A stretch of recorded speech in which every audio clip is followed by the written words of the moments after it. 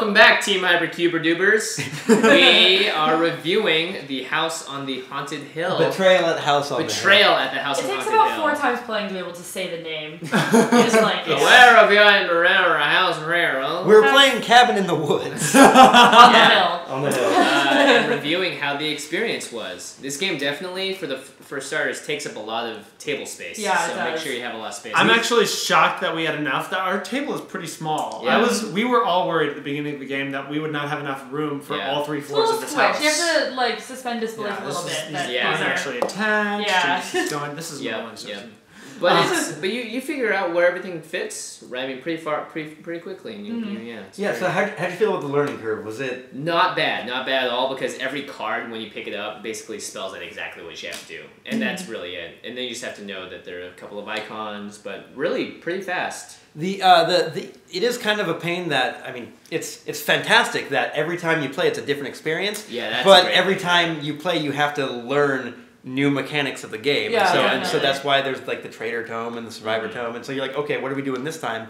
And I really I've played this game maybe 12 times, and I've only replayed one thing once, and then when you do that you can actually just choose to do a different one. So yeah, there's 50. There's actually 50 different things that can happen when the haunt is rolled. So the replayability on this game is amazing. It's fantastic. Yeah, it's really amazing because the house changes every single time you go into it as well. Exactly. And, I mean, I don't. For those of you who aren't familiar with this game, it's not always zombies. We've played ones where Dracula comes to town and people are being turned into vampires. We've played ones where it's like cat and mice. We've played ones where you're just like hearing this music and you can't stop dancing. So every time you play, we play that one. It's basically every episode of Buffy is incorporated into really this game. Well, the Ink and Mummy Girl was my favorite one. Wow, that's interesting. Part of what I think makes this game so great is that the first part of the game before the haunt is there's really no strategy or anything. You're just looking around, trying to figure out what's going on, and then suddenly the haunt happens and it becomes this epic strategy struggle for survival. And some of the encounters I've experienced are weighted toward the heroes heroing and winning, and some of them I think are impossible for the heroes to beat. And that's totally okay because either way, it's totally fun for everybody playing, win or lose. Yeah. But that is kind of problematic in that this one was definitely weighted towards the heroes, in that we had 6 rooms, They're just slow. And it's not always like we had a very large playing area, and we happened to have most of the rooms in which they had to be trapped in. If we had started the haunt earlier and had been that haunt, it would have been much more difficult for us. So it's sort of like, it really depends on who had, like I had 6 cards, and it really depends on who has what to decide along with the type, the game that it plays, whether or not it's weighted. But I find that most games are weighted one way or the other. But and it moves pretty quickly too. Always a bad thing, Like turns don't take too long, and you can play with up to 6 people.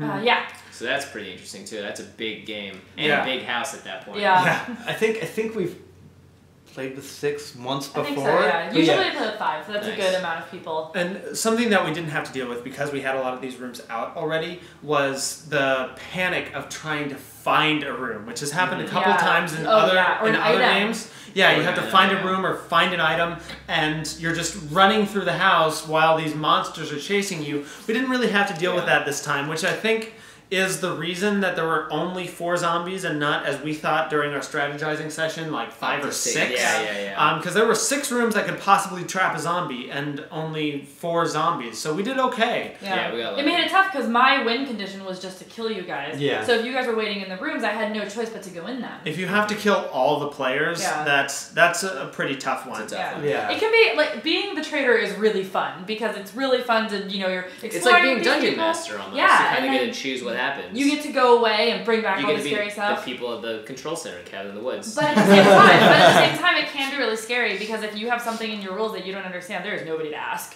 You just have to do it and hope that you're doing it right. Yeah. So I've actually been the trader most of the times that I've played, which is really weird. Slytherin. It's because she's terrible at rolling. Yeah. And that is another thing though about the rules. Like the rules can be kind of confusing because there's let's not lie. Yeah, the rule book isn't the best written. There are 3 books and there's a lot to cover. And I mean, there's a lot to cover. It's But if you play with people that know or just played a couple of times, you can pretty much figure out your way as you go along. I'll say that the rulebook isn't concise. I mean, it's a long rulebook, but it covers every question you could possibly have. That's right. So we came up like it's not good 5 for or 6 questions, and we had learning with.